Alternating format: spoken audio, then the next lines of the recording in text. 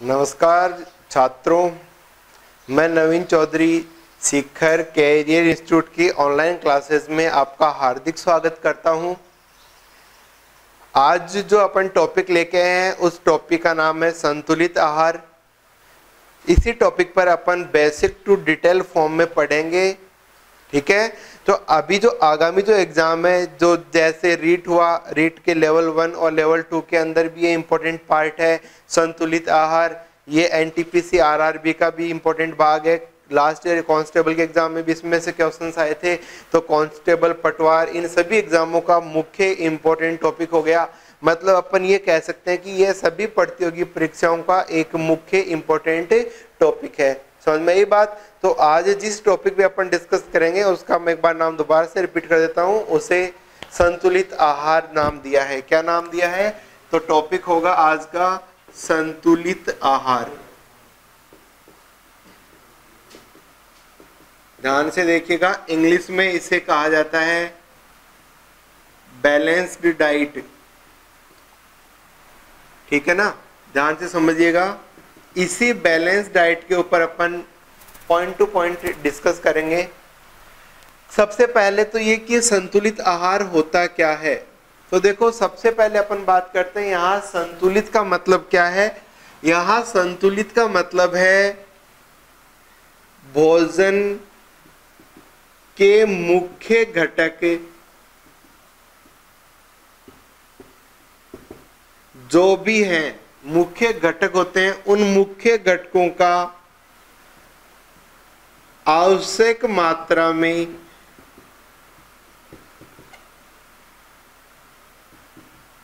भोजन में उपस्थित होना, ठीक है ना। अब तुम कहोगे सर कैसे ये ज्यादा हुआ कम हुआ? तो जैसे अपन बात करते हैं, अपन खाना खाते हैं, उसमें ऐसा नहीं होता कि अपन एक साथ चीनी डाल ली।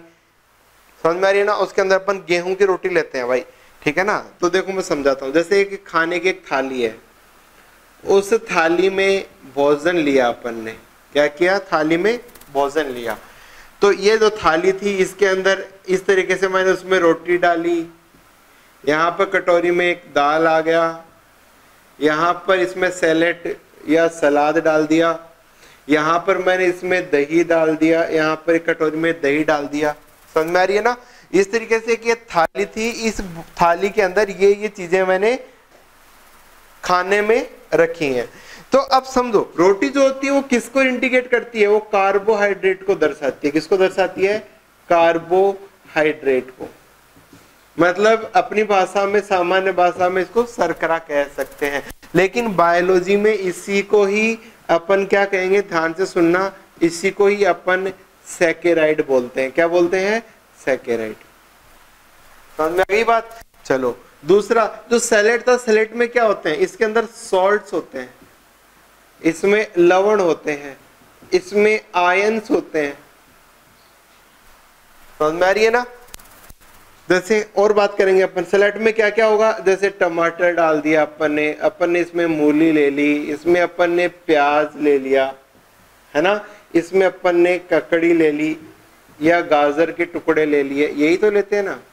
तो इनमें क्या है? इसके अंदर देखो, टमाटर में विटामिन सी है, प्लस सुनना ध्यान से, विटामिन सी है टमाटर में, ठीक है ना। इसी में ही विटामिन ई है टमाटर में। इसी के अंदर ही हमारी जो बॉडी को मोटापा जो एक होता है, उस मोटापे को कम करने के लिए इसी के अंदर एंटी ऑक्सीडेंट्स भी होते हैं। एंटीऑक्सीडेंट्स क्या काम करते हैं? ध्यान से सुनना। जो हमारे शरीर में मोटापा कम करते हैं, ना, मतलब जहरीले पदार्थों को तोड़ने का काम करते हैं, उनको ऑक्सीजन देके पचा देते हैं। मूली में क्या होता है? मूली में आयंस होते हैं। प्याज में क्या होता है? सल्फर होता है। ककड़ी में क्या होता है? सॉल्ट होता है। गाजर में क्या होता है? विटामिन ए होता है। तो ये हमें एक साथ मिल गए। दही में क्या होगा? देखो, दही में एक तो पानी होगा ही होगा, प्लस पानी के साथ और क्या मिलेगा दही के अंदर? इसके अंदर कैल्शियम होगा। कैल्शियम की पूर्ति होगी या नहीं होगी बताओ? तो बहुत सारी चीजें, प्लस B12 विटामिन होगी। दाल में क्या होंगी? दाल में प्रोटीन्स होंगी। प्रोटीन्स क्या होती हैं? सुनना ध्यान से, अमीनो अम्लों से बनी होती हैं। तो मैं ऐसे बोल सकता हूँ ना कि प्रोटीन या उसमें क्या होते हैं, दाल में अमीनो अम्ल होते हैं। तो ये सारी चीज अपन खाने में काम में ले रहे नहीं ले रहे? तो यही क्या हो गए, एक प्रकार से भोजन के घटक हो गए। तो देखो भोजन के मुख्य घटक कौन कौन से हो गए? सबसे पहले मैंने बोल दिया कार्बोहाइड्रेट। इसी रोटी पे मैंने लगाया था घी। घी क्या हो गया? वसा। तो कार्बोहाइड्रेट के बाद में कौन आएगा? वसा। फिर कौन आएगा? प्रोटीन। फिर कौन आएगा? विटामिन्स। और कौन आएगा? लवण व आयंस। और क्या आएगा? जल। देखो यहां पे मिल रहे नहीं मिल रहे आपको? तो ये सारी जो चीजें होती है ना, ये अपने आप को रिप्रेजेंट कर रही हैं। तो देखो ध्यान से सुनिएगा इस चीज को, अपन को यही चीजें देखनी है कि भोजन में ये सभी जो चीजें होती है ना, वो संतुलित रूप में होनी चाहिए, तभी वो भोजन कहलाता है संतुलित आहार। समझ में आ गई ना? तो इसका एक बहुत ही इंपॉर्टेंट क्वेश्चन आता है एग्जाम्स में, ध्यान से समझिएगा। एग्जाम्स में एक बहुत ही इंपॉर्टेंट क्वेश्चन पूछा जाता है कि जो दूध जो होता है ना, दूध, इसको संतुलित आहार नहीं माना जाता। सब बच्चे जानते हैं, है ना, कि दूध है वो छोटा बच्चा जो पैदा होता है उसको माँ का दूध पिलाया जाता है। ध्यान से सुनना। लेकिन उसी दूध को, वो अलग है, देखो समझना ध्यान को, संतुलित आहार नहीं माना जाता, दूध को नहीं माना जाता। मैंने क्रॉस कर दिया। क्यों नहीं माना जाता, ये क्वेश्चन इंपॉर्टेंट है। तो क्यों नहीं माना जाता? क्योंकि इसमें सारी चीजें होती हैं इसके अंदर, लेकिन शरीर के लिए आवश्यक एक मुख्य कंटेंट होता है विटामिन सी, वो नहीं होती। विटामिन सी नहीं होने के कारण दूध को क्या नहीं माना जाता? संतुलित आहार नहीं माना जाता। तो एग्जाम में इस तरीके से क्वेश्चंस आते हैं, तो हमें इनका बेसिक पता होना चाहिए कि अपन संतुलित नाम किसके लिए रिप्रेजेंट कर रहे हैं और आहार नाम किसके लिए रिप्रेजेंट कर रहे हैं। ठीक है ना? तो आहार का मतलब होता है भोजन। क्या होता है इनका? एक ही अर्थ है। इसको आहार बोल दो, डाइट बोल दो, या फिर भोजन बोल दो। ठीक है ना दोस्तों? समझ में आ गई? चलो, तो अभी अपन इसी बात को अपन सीक्वेंस में पढ़ते हैं।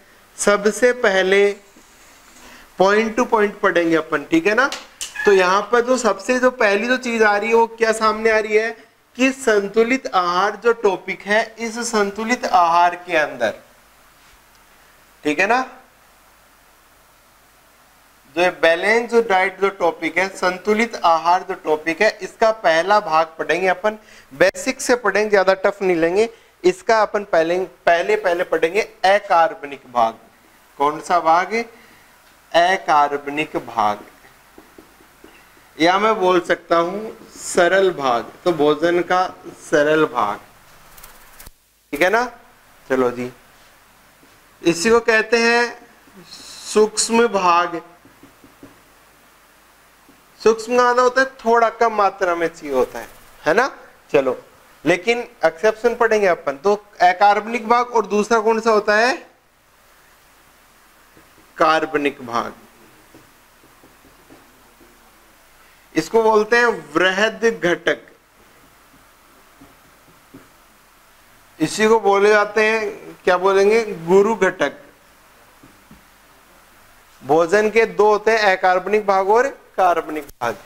तो देखो अकार्बनिक जो होते हैं, इसके जो भाग होते हैं उसमें एक तो आता है जल, एक आता है लवण व आयंस, और जब ये दोनों एक साथ आ जाते हैं तो अपन इनको बोल देते हैं मिनरल्स। इसके अंदर क्या क्या आता है? देखो इसके अंदर आता है कार्बोहाइड्रेट, एक आता है वसा, एक नाम आता है प्रोटीन, और एक नाम आता है विटामिन। अब ध्यान से सुनना बेटा, यहाँ पर जो क्वेश्चंस आते हैं अपन उनकी बात करते हैं कि एक क्वेश्चन हमारा दिमाग में क्लियर बैठ गया कि ये जो 4 भाग है, एग्जाम में क्वेश्चन बन जाएगा यहाँ से, निम्न में से कौन सा भाग कार्बनिक घटक नहीं है। जैसे 3 तो ये नाम दे दिए, एक नाम इनमें से कोई टिका दिया। समझ में आ रही है ना? तो इस तरीके से अपन को पहला क्वेश्चन बन गया, निम्न में से कौन सा कार्बनिक या अवरोध भाग या गुरु भाग भोजन का नहीं है। कार्बोहाइड्रेट, वसा, प्रोटीन, और इसकी जगह लिख दिया मैंने जल। तो आंसर क्या हो जाएगा? जल। याद रख लोगे ना? चलो, अकार्बनिक भाग नहीं है, जल, लवण, आयंस और प्रोटीन। तो आंसर क्या हो जाएगा? प्रोटीन। ये पहला पॉइंट है। तो इस तरीके से अपन को सीक्वेंस वाइज पढ़ना है। तो सबसे पहले देखो, इन्हीं को सरल भाग बोलते हैं ना, तो इनको अपन एक नाम और भी दे सकते हैं, भोजन का जटिल भाग। कौन सा भाग है? जटिल भाग। इतना समझ में आ गया? तो अपन इस संतुलित आहार का अब पहला भाग पढ़ेंगे, वो है जल। तो जल के बारे में बेसिक बातें पढ़ेंगे अपन कि जल के बारे में क्या क्या क्वेश्चंस आ सकते हैं। समझ में आ गई ना? तो देखो, फिर अपन लवण और आयंस के बारे में जिक्र करेंगे। ठीक है, 1 बाय 1 सब टॉपिक्स को अपन को पढ़ना है। तो कार्बनिक भाग का पहला भाग अपन पढ़ रहे हैं, उसका नाम है जल। क्या है? जल, जिसे जनरली वाटर नाम से भी जाना जाता है। इसका एक क्वेश्चन आया हुआ है, बड़ी एग्जामों का स्टैंडर्ड क्वेश्चन है, और क्वेश्चन ये पूछा गया है कि प्रकृति का सबसे अच्छा विलायक क्या है। तो इसी जल को एक नाम दिया जाता है प्रकृति का सबसे अच्छा विलायक। ठीक है ना? Good solvent. इसको क्या बोल देंगे? गुड सॉल्वेंट, अच्छा विलायक जिसमें घोला जाता हो। ठीक है ना? चलो जी, दूसरी इंपॉर्टेंट जो लॉजिक है इसके याद रखने की, जल के बारे में ही कहा जाता है कि जो शुद्ध जल होता है, शुद्ध जल मतलब मैं इसको बोल सकता हूं अशुद्ध जल। इसी को मैं अपनी भाषा में वर्षा का जल भी घोषित कर सकते हैं। तो ये शुद्ध जल जो वर्षा का जल होता है का पीएच मान सदैव 7 होता है। कितना होता है? 7। 7 होने के कारण मैं इसको बोल सकता हूं कि 7 क्या है? उदासीन। तो शुद्ध जल कैसा होता है? पीएच के हिसाब से अगर बात करें तो उदासीन होता है। समझ में आया ना? उदासीन का मतलब जिस पर कोई का प्रभाव ना हो। ठीक है? कैसे याद रखोगे? इसके लिए मैं पॉइंट बताऊंगा आपको। ठीक है ना? अभी बात करते हैं इसी के बारे में ही। अगला एक और इंपॉर्टेंट क्वेश्चन बनता है जल के बारे में। जल जो है, इसका इंपॉर्टेंट क्वेश्चन आता है कि 100 डिग्री सेल्सियस पर कौन सी अवस्था में पाया जाएगा? कौन सी अवस्था में पाया जाता है? जैसे ऑप्शन में लिख दिया, पहला लिख दिया ठोस, दूसरी अवस्था में लिख दिया द्रव, तीसरी में लिख दिया गैस, और चौथी जो अवस्था थी उसके अंदर लिख दिया सभी। तो आंसर क्या होगा? तो देखो, एक इंपॉर्टेंट क्वेश्चन बन गया, जल जो होता है वो 100 डिग्री सेल्सियस पर कौन सी अवस्था में पाया जाता है। अगर देखो ये नाम ना देकर यहाँ पर दे दिया 373 डिग्री केल्विन पर, तो भी वही बात है। तो आंसर क्या होता है? अपन पानी को गर्म करते हैं तो 100 डिग्री पे पानी उबलता है, उबलने को बोलते हैं बॉईल होना, है ना? तो बॉइलिंग पॉइंट है। तो उबलेगा तो क्या होगा बेटा जी? वो कौन सी अवस्था में आ जाएगा? द्रव से गैस अवस्था में। तो आंसर क्या होगा इसका? गैस अवस्था में। समझ में ना? इस तरीके के बेसिक क्वेश्चंस हमारे एग्जामों में आते हैं, जिनको अपन को घर बैठे आसानी से पढ़ सकते हैं। YouTube पे जो लाइव जो क्लासें होती हैं या जो YouTube चैनल के थ्रू जो वीडियोस डाले जाते हैं, उनकी खास बात होती है बेटा कि अगर कोई टॉपिक नहीं समझ में आ रहा है तो अपन उसको फॉरवर्ड या बैकवर्ड करके उसको देख सकते हैं दोबारा से। तो जब भी आप पढ़ो तो एक चीज जरूर ध्यान रखिएगा, आपके हाथ में कॉपी और पेन जरूर होना चाहिए, उनको लॉजिकली आप जरूर लिख लीजिएगा, ताकि आपको कभी भी घर बैठे खाली टाइम बैठे हो तो उनको आप एक अच्छे नोट्स के रूप में पढ़ सको। ठीक है ना। चलो, तो इसी के अंदर अपन पढ़ रहे थे जल के बारे में और बात करते हैं। अगर एग्जाम में क्वेश्चन आ गया मानव शरीर के लिए, एक इंपॉर्टेंट क्वेश्चन बनता है कि मानव शरीर में जल का प्रतिशत कितना होता है। तो देखो, इसको अपन ऐसे याद करेंगे, आप लिख सकते हो लगभग में पूछे तो लगभग तो 70%। कितना प्रतिशत है? 70%। लेकिन अगर आपसे एक्यूरेट वैल्यू पूछे तो लिख देना 67%। लगभग ही हो गया ना। ठीक है। चलो, तो इस चीज को जरूर याद रखना कि हमारे शरीर में जल कितना प्रतिशत होता है। शरीर में 67% भाग इसी का होता है। चलो जी, जल के लिए एक और क्वेश्चन आता है, इसके अंदर बंध कौन सा पाया जाता है? तो अपन बोल देंगे H बंध। हाइड्रोजन बंध पाया जाता है। कौन सा पाया जाता है? हाइड्रोजन बंध पाया जाता है।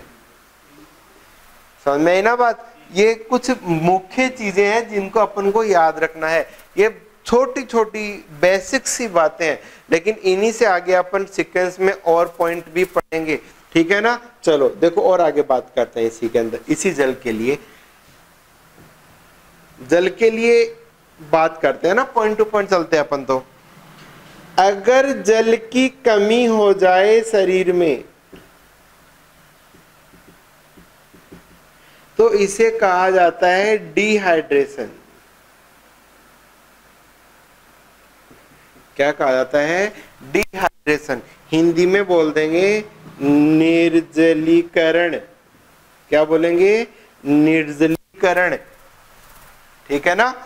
निर्जलीकरण मतलब नहीं है जल, शरीर में जल नहीं होने की स्थिति हो जाती है। ठीक है। चलो, अब इस निर्जलीकरण का जो उपचार होता है उस उपचार को बोलते हैं रिहाइड्रेशन। तो देखो, इस डी की जगह मैंने क्या कर दिया? री का मतलब क्या होता है? सब जानते हो ना, दोबारा। इसको रीप्ले करो, दोबारा से चलाओ। इसी को रीस्टार्ट करो, दोबारा से शुरू करो। समझ में आ रही है ना। तो इस चीज का ध्यान रखना कि डिहाइड्रेशन और रिहाइड्रेशन, तो इसको पूरा नाम क्या दे देंगे? उपचार की विधि को रिहाइड्रेशन थेरेपी। क्या बोल देंगे? Rehydration therapy. लेकिन देखो, अगर अपन बात कर रहे हैं, अगर मान लो कि अगर अपन तैयारी कर रहे हैं रीट लेवल फर्स्ट की, तो ये एक इंपॉर्टेंट क्वेश्चन बन के आता है यहाँ पर कि रिहाइड्रेशन थेरेपी क्या होती है। समझ में आ रही है ना। तो अभी अपन बात करते हैं इसी भाग के बारे में जिसका नाम है रिहाइड्रेशन थेरेपी। ठीक है ना। चलो जी, तो बेसिक्स पॉइंट टू पॉइंट अपन को पढ़ना है। तो देखो, नया पॉइंट क्या निकल के आया है? रिहाइड्रेशन थेरेपी क्या होता है? तो देखो, इसमें ORS प्रयुक्त किया जाता है, या अपन बोल सकते हैं काम में लिया जाता है। क्या काम में लिया जाता है इसके अंदर? इस चीज को हमेशा ध्यान रखिएगा कि इसके अंदर ORS काम में लिया जाता है। ठीक है ना। समझ गए होंगे। ORS के बारे में भी अपन बात करेंगे। तो देखिएगा, ORS का फुल फॉर्म क्या होता है? जैसे आपसे बात करूं, इसकी फुल फॉर्म क्या होती है, तो बोलेंगे ओरल रिहाइड्रेशन सॉल्यूशन। ठीक है। ओरल का मतलब होता है मुख द्वारा, रिहाइड्रेशन का मतलब होता है रिजलीकरण, और सॉल्यूशन का मतलब विलयन। तो ऐसा विलयन जो हमें मुख के द्वारा लेकर जल की पूर्ति को क्या किया जाता है? ठीक किया जाता है। समझ में आ गई ना। याद रखिएगा। तो इस ORS के घटक क्या क्या हो सकते हैं? है ना। या अपन बोल सकते हैं इसको कि इसका निर्माण कैसे होता है, समझिएगा ध्यान से कि इसका निर्माण कैसे होता है। ये नाम बोल दे चाहे ये वाले नाम बोल दे, एक ही बात है, अर्थ एक ही निकलना है इन सब का। तो अभी अपन बात करते हैं, जैसे मान लो कि नाम आ गया, निर्माण में बात करते हैं, ठीक है, समझ में आई ना बात। तो निर्माण कैसे होता है, तो अपन बोलेंगे 1 लीटर गर्म किया हुआ पानी, ठीक है, गर्म किया हुआ मतलब वो हो गया, अपन बोल सकते हैं वो कैसा हो गया, रोगाणु रहित हो गया, ठीक है। चलो दूसरी बात करते हैं, इसके अंदर 4 चम्मच शर्करा की मिलाई जाती है प्लस 1 चम्मच नमक का मिलाया जाता है। समझ में आई ना बात, इस चीज को ध्यान रखिएगा। लेकिन यहां पर एक इंपॉर्टेंट जो कंडीशन बनती है, वो कंडीशन बनती है कि 1 चम्मच का मतलब है यहां पर 5 ग्राम। तो कुल शर्करा कितनी हो गई, 5 × 4 बराबर 20 ग्राम। 5 ग्राम थी, 1 चम्मच से उसको गुणा किया तो कितना, 5 ग्राम। तो रीट लेवल या आप सीटेट ऐसे कुछ सेंटर के एग्जाम अगर आप प्रिपेयर कर रहे हैं तो उसमें ये क्वेश्चन आता है कि 1 चम्मच होता है, उसके अंदर जो नमक या चीनी जो आती है वो कितने ग्राम में आती है, तो 5 ग्राम में आती है, याद रखिएगा, ठीक है ना। इतना सा अगर आपको समझ में आ गया तो अपन आगे बात करते हैं। ये जो मैंने नीले कलर में बनाया है, ये इसको निर्माण करने की एक विधि है और इसकी एक शर्त है। क्या शर्त है, शर्त ये है कि ये सिर्फ 24 घंटे के भीतर काम में लेना होता है, ये इसकी शर्त है। क्योंकि 72 घंटे तक ये नहीं झेल सकता, 48 घंटे तक ये नहीं झेल सकता, इसलिए ये जो सॉल्यूशन है वो 24 घंटे तक के लिए कारगर होता है। समझ में आई ना, ये ORS चीज याद रखिएगा, ठीक है। अब देखो अपन इतनी बात तो समझ में आ गई अपन को कि भाई ORS होता है, ये हमारी बॉडी में जल की मात्रा को मेंटेन करता है, समझ में आ गई ये बात तो। लेकिन अगर आपसे पूछे कि डिहाइड्रेशन किस रूप में होता है, तो देखो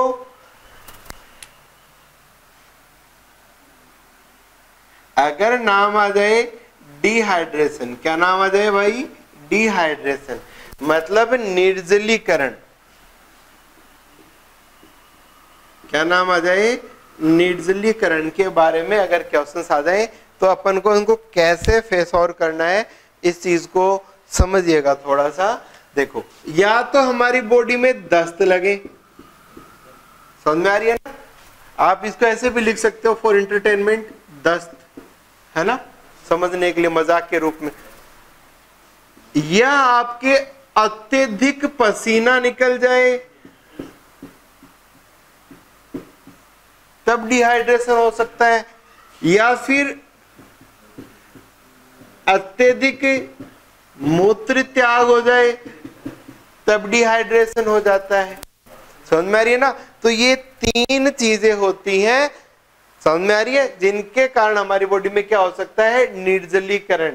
निर्जलीकरण का मतलब क्या हो सकता है, पानी की कमी। तो पानी की कमी तो इन्हीं घटनाओं से होगी, समझ में आ रही है ना। लेकिन एक अलग कारण है, पानी कम पीना गर्मियों में, ये भी एक प्रकार का क्या हो सकता है, डिहाइड्रेशन का कारण हो सकता है। लेकिन इसका शरीर पर असर क्या होगा, देखो निर्जलीकरण होने से शरीर का क्या होगा, अगर हमारे शरीर में पानी की अगर कमी हो जाएगी ना साहब जी, तो देखो एक तो बीपी है वो प्रभावित हो जाएगा। बीपी का मतलब जानते हो ना, ब्लड प्रेशर। तो बीपी का मान क्या हो जाएगा, वो प्रभावित हो जाएगा। प्रभावित का मतलब क्या हो जाएगा, पानी नहीं पिया तो एनर्जी शरीर का मेंटेन नहीं होगा। एक दूसरा, ताप नियंत्रण नहीं हो पाएगा बॉडी के अंदर। तीसरा देखो, अशुद्धियां, छनना कम हो जाएगी। और चौथा जो कारण मैं बता रहा हूं, ये रहा, वृक्क बोल दो या किडनी बोल दो, में स्टोन फॉर्मेशन हो सकता है। ये निर्जलीकरण के कारण है। समझ में आ रही है ना। या फिर अपन बोल सकते हैं प्यास कम लगने से डेथ हो सकती है। ये सारे इफेक्ट हो सकते हैं, ठीक है ना। समझ में आया। तो ये पहला भाग जो मैंने बताया पानी, इसके बारे में ये सारी बेसिक बातें थी, ठीक है, समझ में आ गया। चलो जी, और बात करते हैं अपन जल के बारे में। तो देखो, अगर मान लो पृथ्वी के लिए बात आ गई, अपन बात कर रहे हैं भोजन की, समझ में आई ना। तो भोजन में एक याद रखना कि गर्मियों में, किसमें, गर्मी के समय की बात कर रहा हूं, भोजन में तरल पोषक पदार्थ ज्यादा होने चाहिए। कारण सुपाच्यता, सीधा सा कारण याद रख लो, सुपाच्यता रहती है, ज्यादा एनर्जी नहीं मिलेगी, आसानी से पच जाएगा, तो आपको और कोई प्रकार की दिक्कत नहीं होगी। शरीर से 3 घटनाओं के द्वारा पानी निकल सकता। तो ये सारी चीजें आप याद रखिएगा कि गर्मियों में हमें कौन सी घटनाओं से गुजरना पड़ता है। लेकिन अगर आप एक चीज याद रखिएगा, जैसे अगर मान लो क्वेश्चन आ गया के लिए, एक आदमी है जल में तैर रहा है, कुछ अलग बता रहा हूं, अलग क्वेश्चन है, इंपॉर्टेंट क्वेश्चन बोल सकते हैं, है ना, याद रखना, ये बहुत इंपॉर्टेंट है। एक आदमी है वो पानी में तैर रहा है, तो तैरने के कारण एक कारण आ गया कि त्वचा जो होती है वो जल रोधी होती है। कैसी होती है, जल रोधी होती है। तो जल रोधी किसके कारण होती है, ये क्वेश्चन आ जाता है। तो याद रखना, कीरेटिन प्रोटीन के कारण। किसके कारण होता है, एक होता है काइटिन, एक होता है कीरेटिन। तो त्वचा में कीरेटिन प्रोटीन उपस्थित होने के कारण हमारी त्वचा जल रोधी होती है। समझ में ही ना, बहुत इंपॉर्टेंट बात है ये। अब अगला एक और इंपॉर्टेंट क्वेश्चन आ गया, समझना ध्यान से, बहुत बार पूछा जाता है, ये भी एक अपने आप में एक अलग क्वेश्चन है, समझना। डाईयूरेटिक, क्या नाम है, डाईयूरेटिक्स, मैं हिंदी में लिख देता हूं, डाईयूरेटिक। डाईयूरेटिक का मतलब होता है मूत्र की मात्रा बढ़ाने वाले। डाईयूरेटिक तरल क्या होते हैं, अगर तरल की बात करें तो ये नाम जो आ गया, ये होता है डाईयूरेटिक का मतलब होता है मूत्र की मात्रा बढ़ना। तो ऐसे तरल जो मूत्र की मात्रा बढ़ाते हैं, जैसे चाय, जैसे लड़कियों के मुंह में सुन के पानी आ जाता होगा, कॉफी, बड़े बुजुर्गों के सुन के मुंह में और भी ज्यादा पानी आ जाता होगा, मिलाना भी नहीं पड़ता, जैसे शराब बोल दो या बियर बोल दो, है ना, होश में रहना भाई, समझ में ही ना। ये जो चीजें होती है ना, ये क्या करती हैं भाई, हमारी बॉडी के अंदर मूत्र की मात्रा बढ़ा देते हैं। मूत्र की मात्रा अगर बढ़ा देंगे तो क्या हो जाएगा बताओ, डिहाइड्रेशन हो जाएगा। तो ये क्वेश्चन भी एग्जाम में पूछा जा चुका है, एनटीपीसी स्टैंडर्ड आरआरबी एग्जामों में। तो ऐसे ऐसे क्वेश्चंस आते हैं कि डाईयूरेटिक क्या होता है, डाई का मतलब होता है दो गुना, डाई का मतलब क्या होता है, दो।